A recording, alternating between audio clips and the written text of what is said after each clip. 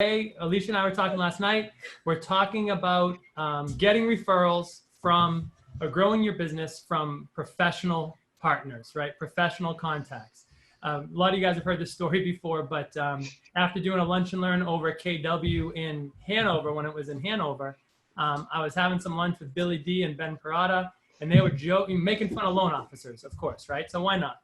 And they were talking about how loan officers just come into their office and they're like, you know, rate sheets in one hand and their other hand out looking for leads. Like, you know, you got a deal for me, you got a deal for me. And one of the jokers said, you know, I'm going to start going to these mortgage companies and asking, you know, all their loan officers and underwriters, hey, you got a deal for me, you got a deal for me. And I'm like, dude, do it, because we have 50 or 60 people at Radius and Norwell outside of COVID.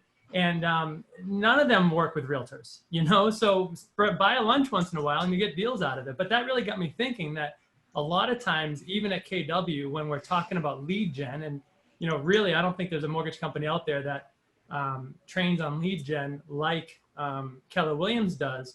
But a lot of the lead gen is about FSBOs and expireds and past clients and getting referrals from your past clients, which is all good.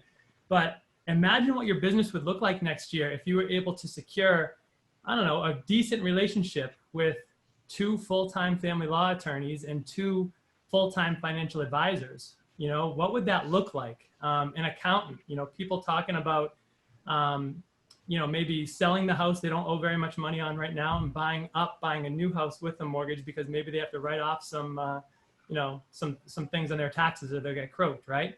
What would your business look like if you were able to get, I don't know, 24 more referrals from those professional contacts, of which 50 to 75% actually closed? So that's what we're going to talk about today. Maybe hopefully some of the people on the call can share some of the professional relationships they have that have worked for them, how they got them.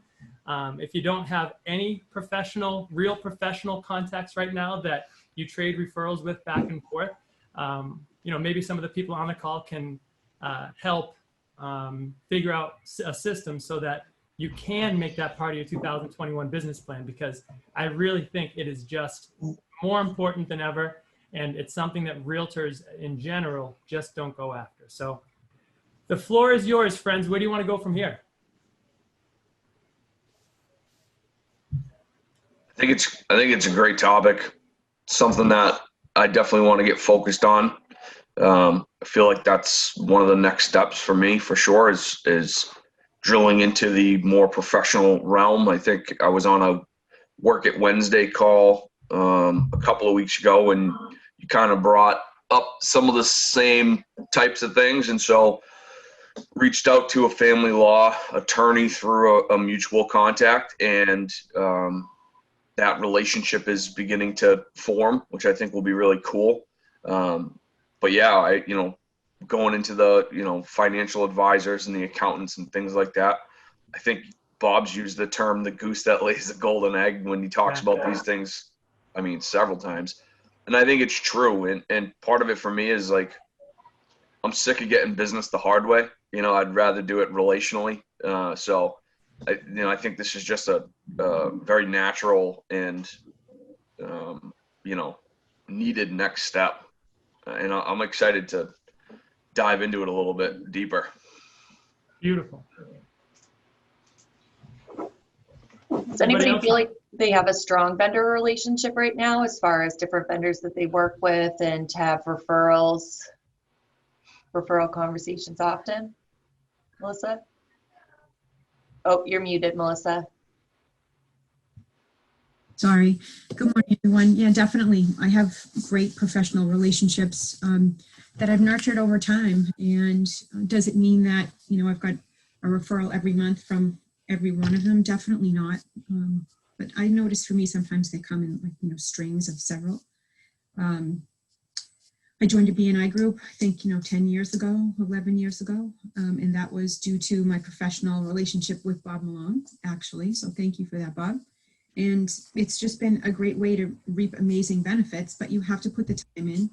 And as much as you put into it is what you will reap out of it. And those are very important referral sources. So you really have to be very attentive to crossing every T and dotting every I and being very transparent.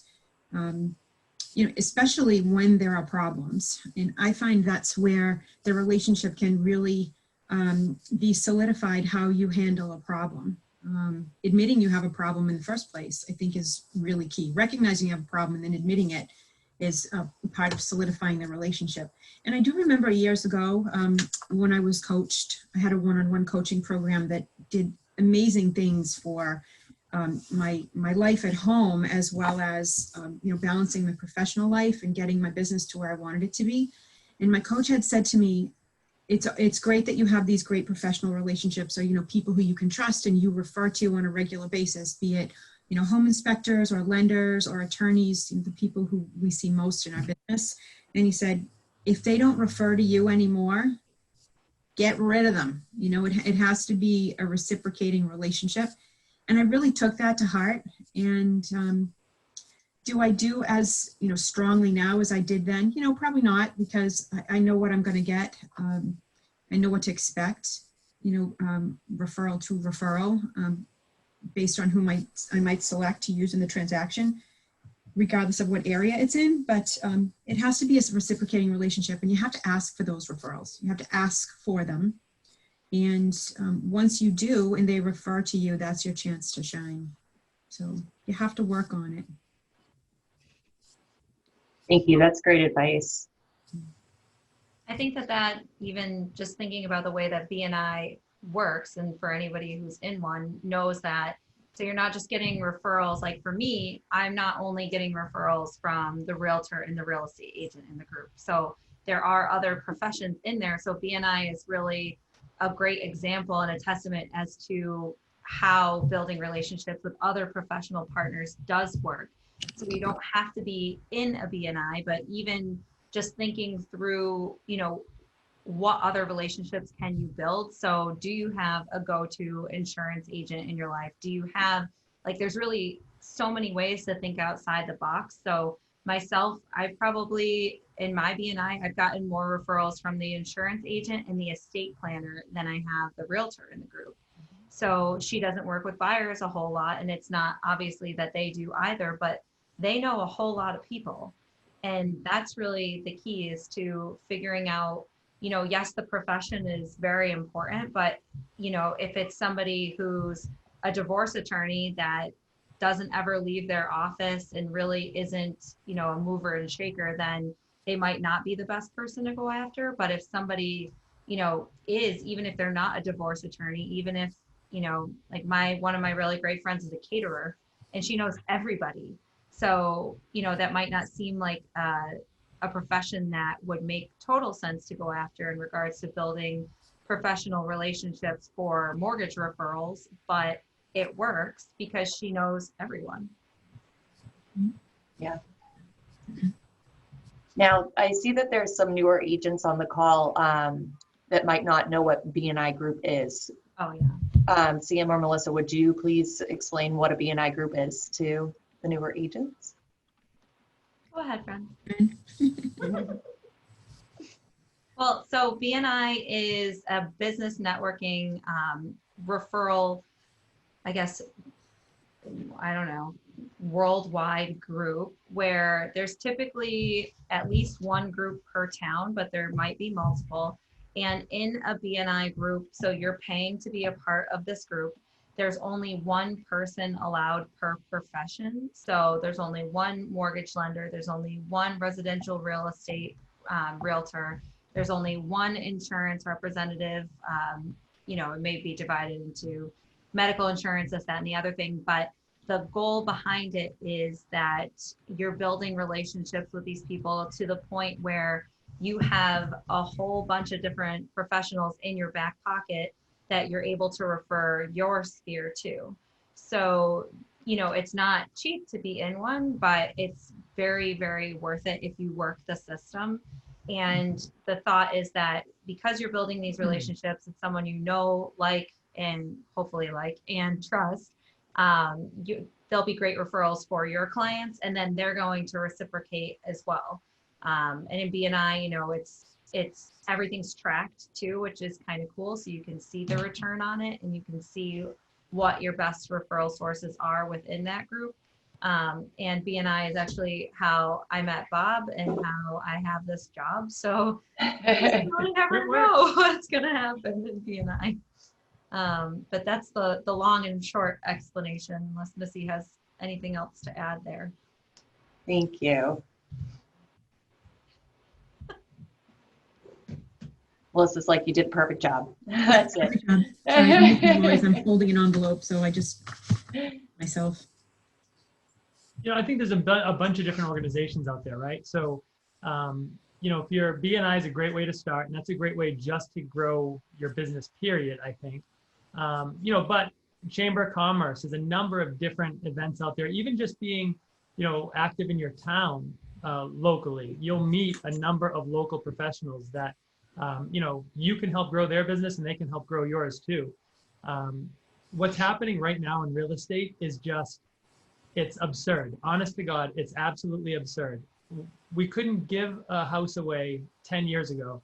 And now, 1,000 square foot capes or ranches in Halifax are going for over asking with multiple offers. It's just insane. And oh yeah, by the way, while tens of millions of people are being laid off, and tens of millions of people, if not more, are worried about whether or not they're going to have a job in the spring. And people are still buying. There's still just crazy demand. So people are really, they want to be educated on what's going on with the market right now.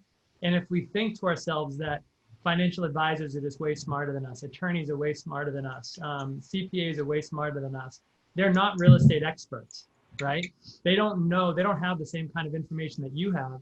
And their clients are asking them. They have clients who are buying and selling or thinking about refinancing or whatever. And you would be a phenomenal resource for them. They just don't know it yet, So I think that we just have to get that, start believing that and casting that big wide net, just like we have been with our database, with our personal and professional individual database. And those groups are really, it's important to look at it like you do with your clients, right? So you're nurturing those relationships. You're not just, here's a referral, you get a referral. Like these are friendships. These are people that you stay in touch with, you check in with, going through the pandemic, you put them on your care call list. They're the people that you stay close to and connect with throughout the year. So you build like a strong relationship with each of these vendors that you'll be communicating with and connecting with as well. So it's more than just, a referral business. Like when I was with Wilson Group, a lot of our referral vendors that we worked with, they came to our client appreciation parties. Sam came to one. It was actually the first time I met Sam. I know. And, dream come true. I know. So it's like, it's one of those things that you build these friendships, these relationships with, and then you continue to grow and grow and grow your business. So it's a really exciting, group to be a part of. And like Bob said, it doesn't just have to be BNI. Like it could be your community and your neighborhood and the people that you guys just bump into, who your kids go to school with, their parents. I think that's a good point. There's two things I heard that I think are probably good to keep in mind, like reciprocal relationship and, relationship, because I think you're doing yourself a disservice if you just assume you're going to link up with, an attorney and they're going to throw you 2 or 3 leads a month, and then you're going to get upset when they don't. And then you're just like, well, this doesn't work out. And that's not only not how any of this stuff works, it's not how life works, so, it's reciprocal in that, like Alicia said, I feel like you have to invest. What can you give? What can you provide? What sort of things can you give? And to be honest with you, I think when I think about starting these professional relationships, the first thing I think about is like, what can I do? What can I give? What can I bring in order to show that I'm a valuable person to work with? Because I have to imagine that a lot of these people are getting hit up with, rogue emails from LinkedIn that say, hi, my name is so-and-so. I'm a real estate agent. I'd like to have a referral relationship with you. Which I think is great to be direct, but also probably misses the point a little bit. I think somebody said, maybe it was Sam, like people want to do business with people that they know, like, and or hopefully like and trust. I think it works with professionals too. You have to be relational with these people, and you have to be okay with forming a relationship with somebody and not receiving referrals. like that has to be okay. You know, there could be other things that they provide or give that are of the same value or a different type of value than a referral as well. And if you happen to get one every once in a while, that's great. I think of several professional vendors, if you will, that I have relationships now that it's not necessarily that we're throwing, referrals back and forth. There's a business relationship and a personal relationship where I can call and check in and ask questions, and they'll run things by me, and it's just kind of it's more casual than it is business, and I think that's a good thing to keep in mind, that it's not just going to be like a tit for tat sort of, I refer you someone, you send them back next month, and this is how the next 5 years of our life will be. Right. I think, Corey, in one way you did that too, and another way that everybody can do it. So if you just rely on saying, if I build this relationship with you, you're going to give me a buyer. You're going to give me somebody whose home I can sell. But say, for example, like Marty, your home organizer friend. So what you gave her was exposure through your sphere and your social media, which is really cool, because that's something like, it's not a direct referral, but it's almost more valuable, because the direct referral could just be a one-off. But by continuously giving somebody exposure to your sphere is amazing and very, very valuable. That's something that I try to do, and I have to get on, getting better with again. Thanks, Sam. You're so welcome. So nice of you to say. And that goes back to, just providing, Corey had mentioned value, Sam just implied it there. What is value? It really, I wouldn't go into every relationship thinking that value is me needing to refer that person 3 clients a month. Maybe they don't want any more referrals, right? Maybe they just want you to be the person that they can refer their people to. They don't have to think twice about it. You don't even have to update them. They just know that they're going to be taken care of. And maybe that is value for them. I don't want to chase around 6 different realtors, for my clients, half of whom aren't calling my clients back, and blah, blah, blah. It just takes up so much of my time. Corey, Melissa, I'm going to refer these people to you. And I just honestly, I never want to hear from them or about them again, until it's all done and they tell me how wonderful everything went, like that's all I want. And that would just be, absolute realtor paradise, right? But, that could very well be the case.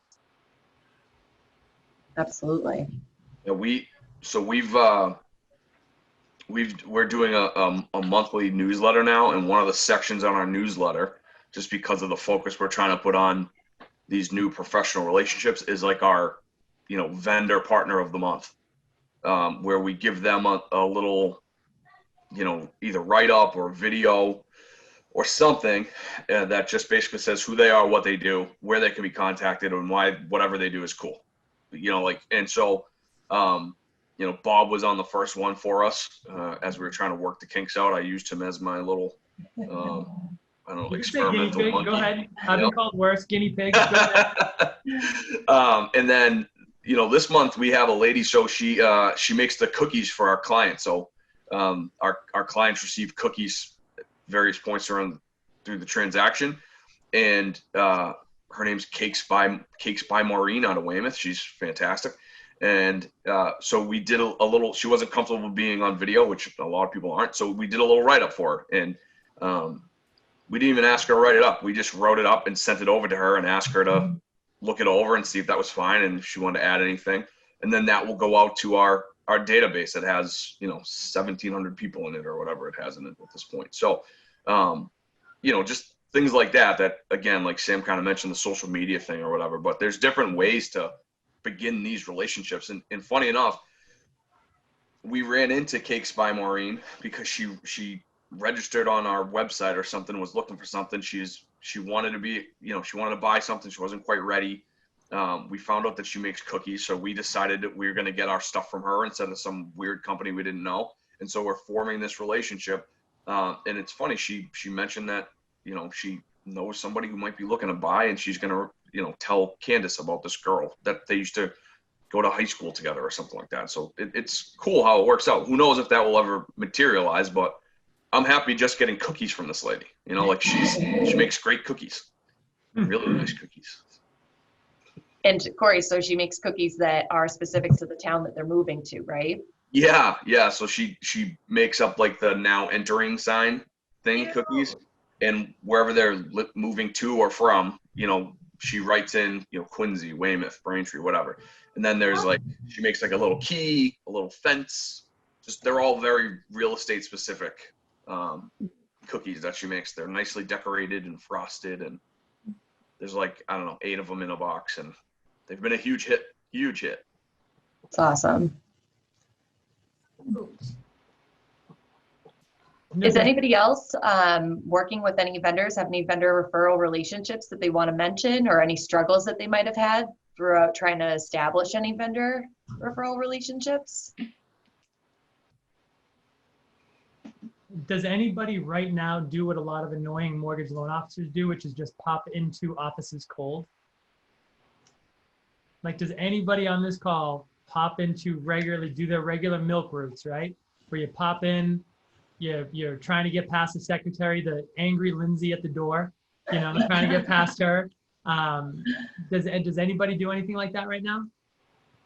And Not cold. I'm not saying you should, right? But I'm saying that it works.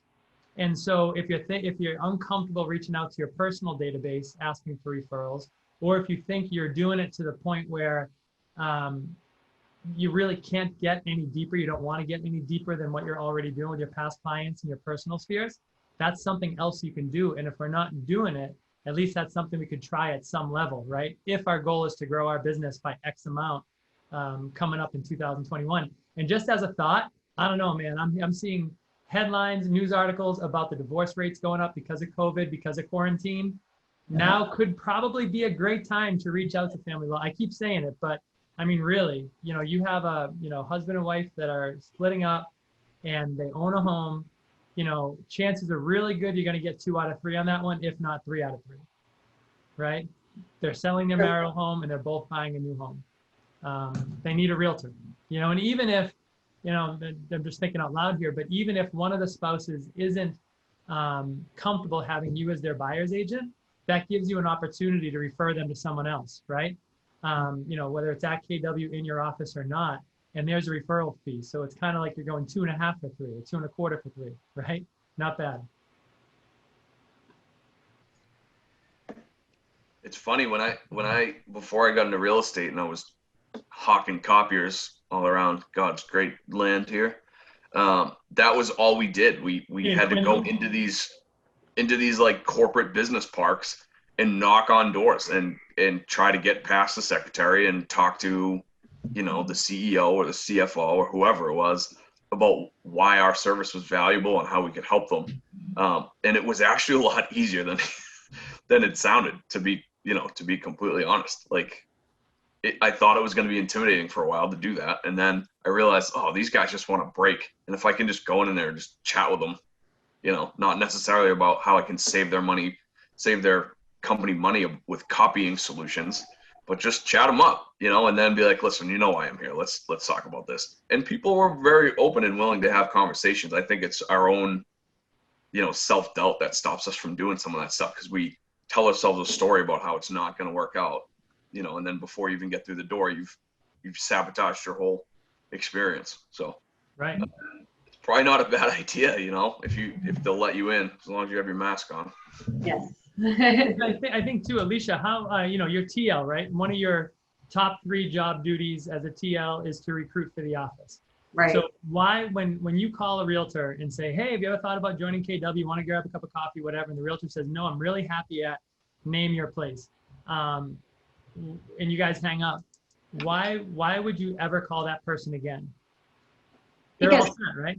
Well, you know, you call them again because you never know. In that moment, they might be really happy where they are, but a week from then, they might not, you know? And there's always something that I say to somebody when they say that to me is I just say, that's great. I'm really glad that you're happy where you are, but everybody needs a second home. So if anything were to come up and you're looking to find that next home, that next place to be, I hope you would think of us. And, you know, and I stay in touch with them and I always call them back, because they might be happy that moment, but they might not be happy in a week from then. Things change really quickly, especially in 2020. So keep And I calling. think everybody's guard is up from the beginning too. Like they're always going to say no. Oh, Right. we're supposed to say no. Yeah. No just means not yet, and you just have to catch them at that weak moment where, again, you're popping into an office, you're expecting to get kicked out by the person at the front desk, and then maybe somebody in one of the offices in the back says, wait a second, is that Corey? And then comes out, and Corey, I just have one of my clients, my realtor's not calling me back, and my realtor's got COVID, they're sick, so here's your shot, buddy. It's like Drew Bledsoe just got knocked out of the game, and here comes Tom Brady, right?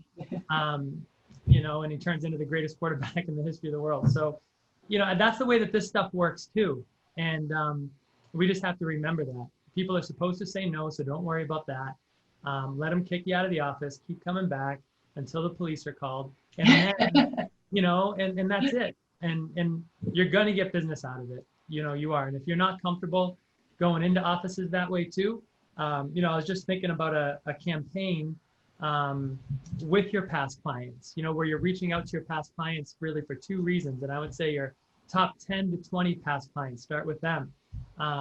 Figure out the categories that you think would be a good fit for you and your business, and ask your clients, hey, who do you use that fits into these categories? Do you love them? And would you mind if I reached out, because I'm always looking to refer my clients to great people.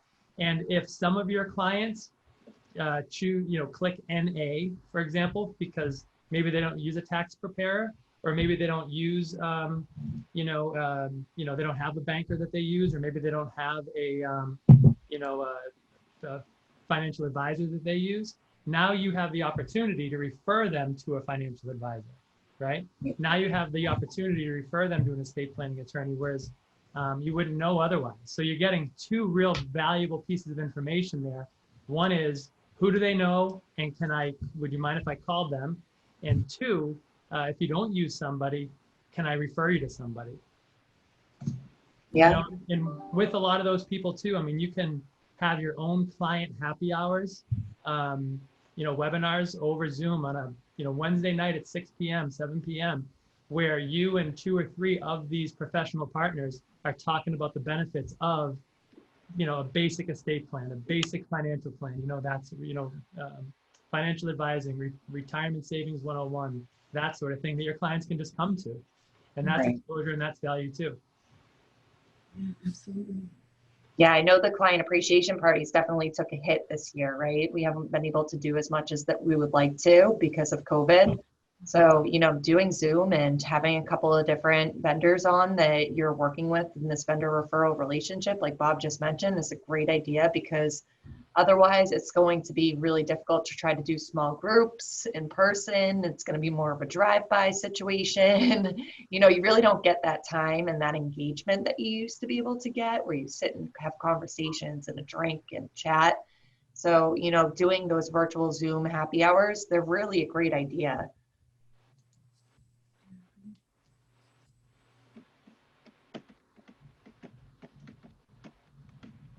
I have found for me, if I could add something about the thought of, quote, professional relationships. So, we all have vendors who we like to refer to and hope or do get referrals from. But I think it's really important too to look at the professional lives of your clients as well. I have met over 18 years as a realtor the most interesting people, and perfect example of that was yesterday. And I think that you never know where your next referral is going to come from, but you also don't necessarily know what kind of service they're going to need, and that their needs do change over time. So if I think about my most important referral source, it's a family, this big extended family that started with a realtor referral out of the area, and then just snowballed into this relationship with an entire family. And about 3 years ago, a peripheral friend of the family asked me, who happened to live right down the street from where I live, literally 3 streets away, listen, we're thinking about refinancing. We want to go with a bank that will hold the mortgage, as opposed to selling my loan, because they had just been through a horrible experience over the winter with ice damming and $150,000 in repairs to their home, and it was really difficult for them to deal with the lender, well, with the mortgage holder and the insurance company. So anyway, long story short, they weren't going to buy, they weren't going to sell, they just put a big addition on their house, and they wanted to know what it was worth and if they should think about refinancing with a local bank. And I just provided an opinion of value to them, and they have sent me over the last 3 years like 5 or 6 referrals, almost $3 million in business. And all I needed to do was provide them with an informal market analysis on what the current value of their home was. So I think part of your success plan should be, thinking about, how do I deliver every day that I'm out there as a realtor? And we all have days where we wake up in the morning and we're like, oh my God, I just can't do this today, or I don't want to do this today, or I'm not feeling well, or I have too much on my plate today. If you're going to go out there and be face to face, or you're going to have conversations, just bring it. And you're better off to put it off a little bit than to deliver something that's subpar. So that's one thing I admire so much about most of the people on this call today, that when we're in a forum like this, or when we're out in front of our colleagues or our referral sources, we deliver every single day. And we know how hard it is to do that every single day, especially right now with all this craziness in the market. But you got to do it. You have to deliver 110% every time that you're out there. And that will earn you referral after referral after referral after referral. I went out on a referral yesterday in Hull, and I met this really interesting woman who was a botanist and a horticulturalist, and she's doing amazing work for Harvard University. And she came to me through a jeweler who I met from friends years ago. So you just, you never know who you're going to meet. You never do. And if you deliver for those people every time, they'll deliver for you when they find a friend in need or a family member in need. That's how I feel about one of my families that came to me through doing the Elsa story time. Yeah. It was one of these families out in Middleborough, and did their refinance. And I think since they've referred me to 3 other families, which is so cool. All because they saw this crazy person on the computer singing to their kids. But it's really cool. So like you're saying, it's, it's not just the professional partnerships that are important. It's the, personal ones with past clients too, that we got to take care of. Definitely. Still the coolest aunt that knows Elsa, by the way. I know. You guys Appreciate that. Hey, I'm coming back in real life. So Awesome. I love It it. is starting to turn. it's my time to shine. You'll have to let me know. I'll bring the boys. Oh my gosh, that would be perfect. Cody was like, wait a second. You know Elsa? Well, the thing is, parents have started using it as a threat, and it almost holds more weight than the Santa Claus bit. Oh, that's a big deal, Sam. I know. What can I say? Who knew? Who knew? I love it. Oh, That's awesome. Yep.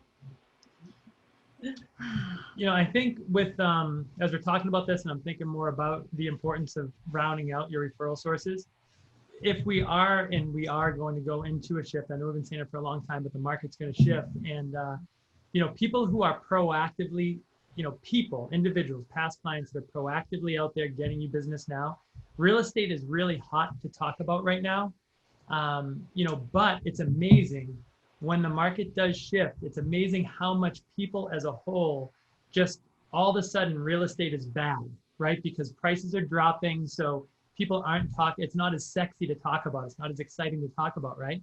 And when the market does shift, I think it's really important to have at least some kind of, your finger on the pulse somehow of people that have to buy or sell. And with us working where or living where we're living and working where we're working, we're really lucky because we are in a very transient area in a lot of ways, where people are moving to Boston or to the Boston area for a new job. People are leaving the Boston area because they're taking a new job somewhere else. And, if you can get in with, again, some of those people, right? Financial advisors or job placement, recruiters, that sort of thing. Those are people who, are talking to people every day who need to relocate. And, talking about BNI earlier, how many times have I heard a realtor say, a great referral for me is someone you know, who's looking to relocate to the Boston area, or someone who's looking to move from the Boston area because they are being relocated for work. And then at that point, you get your sale and you get your referral fee too, and you refer that person out to the KW agent to wherever they're moving, you know? I just think that's so important. Absolutely. And if you have clients that have moved away, like they moved to New York or Connecticut for work, and now those jobs might not be of existence anymore, or they're trying to move back to Massachusetts because they're working remotely, call them, reach out to them, see how they're doing, see what's going on in their lives, tell them about what's going on over here on the South Shore, you know, kind of put the bug in their ear. Because I know I have a lot of family that moved out to New York, and they work for companies like Fox and HBO, and they're not going to be back in those buildings for a couple more years. So they're living at their Cape house and thinking about selling their places in New York and just staying here in the Cape, you know. So have those conversations, because people are thinking about it right now. They don't want to be in the city. Well, then it may be worth too, and it is worth making relationships even with other agents in those areas, so that you're their referral and their go-to on the South Shore, or, you know, wherever you're going to go. Absolutely. But even, you know, Missy, we talk about with like Lakin out in the Berkshires, like you're sure as hell not driving out to the Berkshires to show a property. So, you know, having somebody out there who you like and you trust is really important. I think a lot of Absolutely. agents miss that. I think even, you know, loan officers do too. I work with, you know, loan officers who aren't licensed in the same state that I am, and vice versa. So that's awesome that they're, you know, they've already got somebody who's looking to buy a house, but they're not licensed there, but they know and like and trust me. So they'll refer over to me and I'll do the same back. Yep. I want to get down to the real nitty gritty in, you know, referring out. Samantha, you mentioned Lakin out in the Berkshires. I think it's really important too that you understand who'd be a good fit for those referral sources too. You know, if I think about, you know, some of the referrals I've received from attorneys through the years, sometimes they refer me like the wackiest things because they know that I have the patience and the attention to detail. Like I'm kind of like the cleaner, you know, from Pulp Fiction, the cleaner. Oh my God, this is going to be a big mess. You better call her in. And do I want a task like that? You know, deep down, probably not. I'd rather have something that's a little bit easier to get through. But I've built that reputation of, you know, attention to detail, knowing what to do, asking as many questions as I need to feel comfortable with what the situation is and what needs to be delivered. And then that way, it is a great experience for the client. And even if it was rough for me, I still feel really good about what I've delivered at the closing table because my client is really happy and achieved their goal of buying or selling something that was, you know, not easy. So it's good to know what your limits are, know when to refer out to another colleague in, you know, another area, or just a client that you might not be able to take on for whatever reason. And those people who, you know, still receive great service from other professionals will be so grateful that that you did that for them. You know, 2 weeks ago, I referred out a buyer client to one of my colleagues, and it was just a little bit further out than I wanted to go right now because it's, as we all know, it's more difficult now to work with buyers because there's so little inventory, and I want to just stay closer to home. I don't want to spend 2 hours on the road just getting to and from the location. So I referred it out, and honestly, the buyers were grateful because I don't want to deliver watered down service. I just didn't have the attention or even the time in my calendar. So, you know your limits and know your colleagues, know what they're really good at, and make a good match for them whenever you can. Right on. So we've been talking about this now for almost, you know, 3/4 of the, you know, the hour here. For some of the people who are on the call but maybe haven't jumped in, I don't want to, you know, push you out of the call here. So we've been talking about this and different types of professions that hopefully would be a good fit for real estate professionals, referring back and forth. Are the wheels turning? Do you have some ideas now to, you know, reach out to certain professionals, or what are you guys thinking as far as, you know, what your first steps would be? We've talked about ways to kind of do it in a pretty aggressive high D way where I'm just going to keep on going, walking through that front door until they call the police, or some other ways where maybe it's a warmer referral through your past clients or some other mutual contact. What are you guys thinking?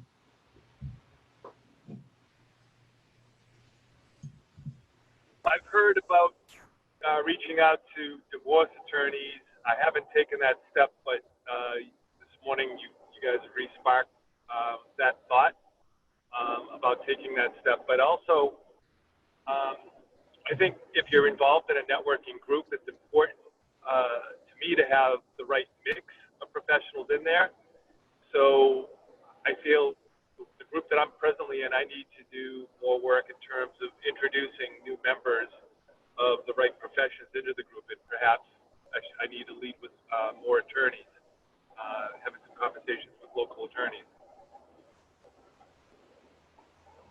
And what are you thinking about? Like, what types of professionals?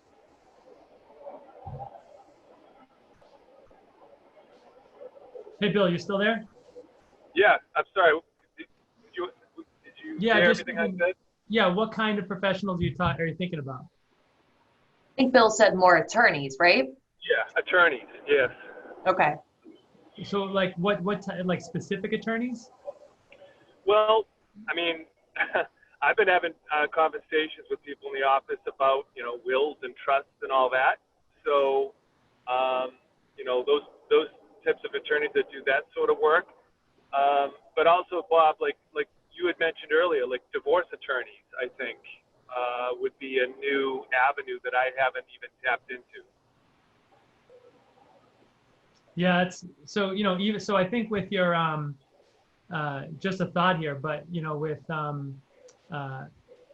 family or with estate planning attorneys, I think it's pretty easy to just throw out on Facebook, asking everybody in Facebook, hey, who's the best estate planning attorney you know? A lot of my clients, they need to get their wills and simple estate plans done. Who's the best who's the best estate planning attorney you know? And you'll probably, by the end of the day, have 24 names and phone numbers of people to call, warm leads, right? And then, if you can think of your top 20, top 40 favorite past clients just off the top of your head, and which ones went through some kind of, divorce mediation even, if somebody used a mediator as opposed to two separate attorneys, then maybe generally speaking, it might have been a bit of a better, divorce than some others. So, maybe you could reach out to them personally and ask them, hey, would you recommend that person? And would you mind if I reached out? Because unfortunately, just from my line of work, a lot of my clients who I helped buy a house 5 or 10 years ago are calling me now because they're starting to talk about putting the house in the market, but they haven't spoken with a mediator. I would love to be able to refer them to somebody that I know takes good care of their clients. Would you recommend yours? And if so, would you mind if I reached out? Those aren't imposing conversations, I don't think,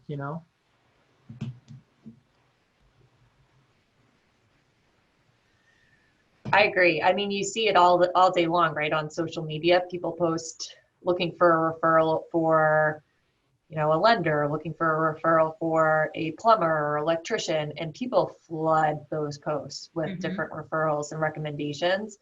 People love to share when they've worked with someone that they trust and they have a good working experience with. So it's a great resource to be able to kind of get some information from them and some names from them. So I would definitely recommend going that route. And also talk to your fellow agents. They might be working with different vendors right now that you could be looking for. So use the Market Center group page, put a post up there, see if anybody has any recommendations there. Good. How about some other professions that we haven't talked about yet? A hairdresser. Hairdresser, I like it. Someone who talks a lot or unfortunately has to listen to a lot of people's problems. Hairdresser, esthetician, Botox provider. There's a whole bunch I can think of. Tassia said painters. Yeah, that's a good one. See ya. Movers, a moving company. I think maybe a local banker too. I'm not trying to chase away any business here, but if you want to go after, mortgage, loan officer at a local bank, a bank, the only reason you'd really need to go after them is if they did reverse mortgages and new construction, because everything else you can get from Sam and me. But, oftentimes, and it's a little different, with their business model, oftentimes they may reach out to their local bank first and just say, hey, especially first-time buyers, we're thinking about buying our first house. I think I need a pre-approval. I know I need a mortgage, and this is a bank you have money, so this is where we start. You may be able to get referrals from that loan officer too. It's a little different, whereas with Radius Financial Group or some other mortgage bankers, like even a Leader Bank or Fairway and some others, where people don't walk in off the streets to get a pre-approval from those mortgage companies as much as they might if they were a client of Bank of America and have been a client with Bank of America for 10 years. You may be in position to get some referrals from them that way.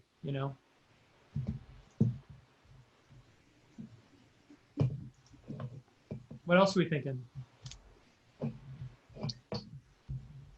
Feel free to unmute yourselves, guys, and share. No, everyone's so chatty. I know, it's The quiet. first way to do it is probably to start talking. I know. You definitely just don't want to stand in front of somebody, you're trying to build a relationship with, and don't say anything at all. We had talked Steve. about. Oh, sorry. I'm sorry. Melissa. No, go ahead, Steve. I've been talking my head off this morning, so go ahead, Steve. I was going to pick on Steve a little bit here because I see him on the call. Do you have any vendor referral relationships that you've worked with over the years that you would say are you've seen a lot of success with? Mechanic. Yep. I don't know if that was brought up yet, but I've Nope. actually sold him a house, sold a property for him. I don't know if insurance was already brought. My insurance agent has sent me some work. He's gotten plenty from me. And just really, I have some people that do the common areas in my apartments. I've talked to them before. I actually rented one of them an apartment. So it's a start. Next thing you know, maybe they'll buy a house. If you have some rentals, I do send out letting all the tenants know that if they need to purchase a house, they can do that through me. Not that I want to lose them as tenants, but I might as well get them on the way out. If they want to find a house, I can certainly help them do that. Really, just people that I come in contact with. I've mentioned it. I go to a different gym now, and I've talked to people there. I may have some shirts made up, some workout shirts, and give them out. Have my name on them. Something pretty simple, easy to do. They all work out much harder than me anyway. So.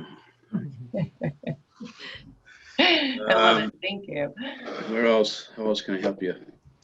That's probably really it. As Those far are as good recommendations. something different than what you might think of on a normal basis. Anybody you come in touch with? Yeah. Anybody? Hairstylist. Thank you. Esthetician.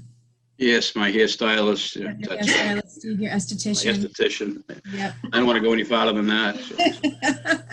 I was actually going to say, your eyebrows today too are on point, Steve. They're looking good. Just like my glasses.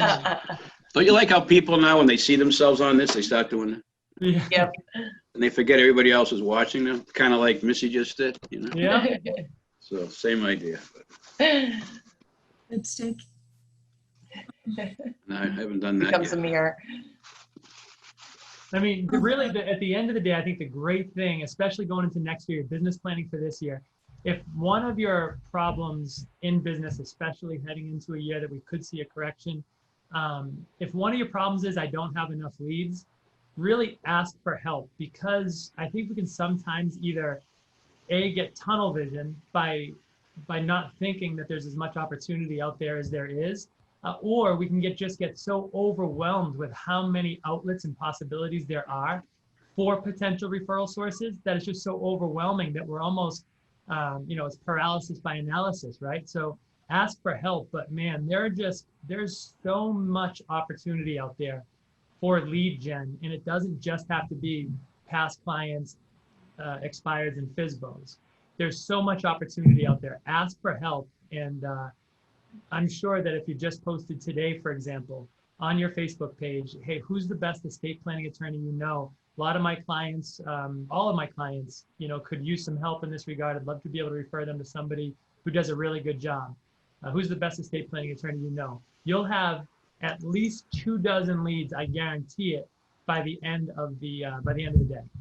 You know, and then it's just calling them and asking them for a cup of coffee or to learn a little bit more about their business. Could we be a good fit?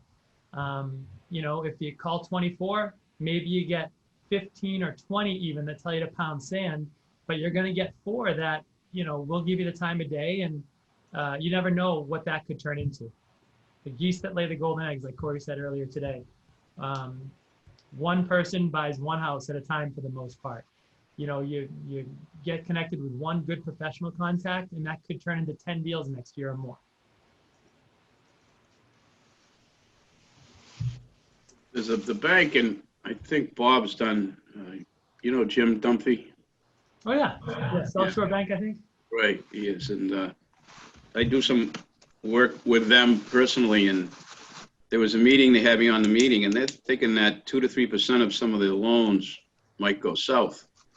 So the savings and loans, the S&Ls that are a little closer, sometimes you might be able to get in contact with somebody there versus some of the other loans that get sold off in the secondary market. It's tough to find those people because they have a servicer in the middle. Mm-hmm. So that might be another spot to check for leads at some point. Because right now they're able to push it back. You know, some of their notes will just add on to the end of it. You don't have to pay us this month, but that's going to come to an end at some point. Mm-hmm. Right. And the last thing that these banks want is to get a property. Right now, even though house prices right now, the values are as high as they've ever been, higher than they've ever been, the last thing that Jim Dumphy wants is to foreclose on a house, because it's going to take a long time. It's in Massachusetts. They probably won't be able to put that thing up, you know, up for auction until the spring, and God only knows what kind of equity they're going to have at that point. So it really works out for everyone if that person, that homeowner who's in trouble right now, sells right now, capitalizes on the you know, the high values, and even rents for the next year or two, or whatever, banks that money, because that money's gone, you know, with any kind of a correction. And then, of course, if a foreclosure happens after that, all the money's gone at that point, you know? So. Yeah, you can find it in the B&T. If anybody brought that up yet, the banker and tradesman. It's not much going on in there because it's all on hold. But the pre-foreclosure section, they're not using it right now because the banks aren't trying to foreclose or aren't sending out any notices. Everybody is in a hiatus. Mm-hmm. Once it starts, you can chase that and make those phone calls. A lot of people, I think Bob said it, aren't real pleasant if you get a hold of them because of the situation they're in. But if you kind of just walk your way into it when you're talking to them, excuse me, they usually will come to terms. Some of them are already at it. I'm in trouble. I got to do something. Thanks for calling. What can we do? You just don't want to slam into them and say, you know, the bank's coming tomorrow. You better sell your house today. That's not going to work well. Right. It's about coming from contribution, right? And Yeah. really calling to help them. And if they accept the help, great, wonderful. If they don't, then really, you know, next person up, right? And that's it. Some of them don't know what to do. They're embarrassed. But their name comes up. It's there in black and white. So, and most of them they just send out letters. They don't make the phone call. A lot of the investors will just send a letter. Yeah. You know, especially one of those letters like, you know, we'll buy your house for cash. Those same flyers you see like stapled to our telephone poles, you know, that's not what you're trying to do. No. It's really helping people capitalize on maximizing their equity right now and fixing their problems. And it's tough, but you have to, you know, you get through that emotional part and you have to look at it. You can't let this kind of equity just disappear. Yeah. Can't stick your head in the sand and think it's going to be all right. It won't be when you can pop your head out. You'll be doomed. If you're worried about paying a 5% realtor fee right now, Yeah. think about what that's going to look like if we see a 10% even a 10% depreciation, which isn't a lot, going into next year, plus a realtor 5%. So it's like 5% now or 15% later. Yeah. Anybody else have anything they want to add about this topic? Nope, but I just arrived at my destination, so I have to thank everybody and especially Bob for doing this. I got to jump. Well, you Thanks, go Bill. there, buddy. Bill's right outside of a contractor's office. He's going in there saying, "Who's improving their house? Who's going to be selling? Let me know, because I'm looking. I'll sell it tomorrow." Go get him, Bill. That's a good idea. That's it. That's it. Have a good one, Bill. All right. All right, thanks. See you guys soon. Bye. Thank you. Great call, guys. Alicia, anybody else have anything else? No, this was great. Thank you again, Bob and Sam, for putting this on this morning. We appreciate it. And if anybody has any follow-up questions, let us know. And if anyone ever has any topic suggestions for the following week, please feel free to reach out to me and let me know. We're always looking to make sure that we're bringing value to each of these masterminds. So if there's ever anything that you guys are thinking that you would like to discuss or any hot topics, just let me know. And Bob and Sam and I will connect and we'll make it happen. Sounds great. And in 2 weeks, Donna Frano does want to do an Ignite panel. Right. So in 2 weeks, we'll be doing an Ignite panel here. But next week, if there's something you want to talk about, let's talk about it. Awesome. All right. Have a great week, everybody. See you now. Thank you. Take care. Bye-bye. Okay. Fix my eyebrow.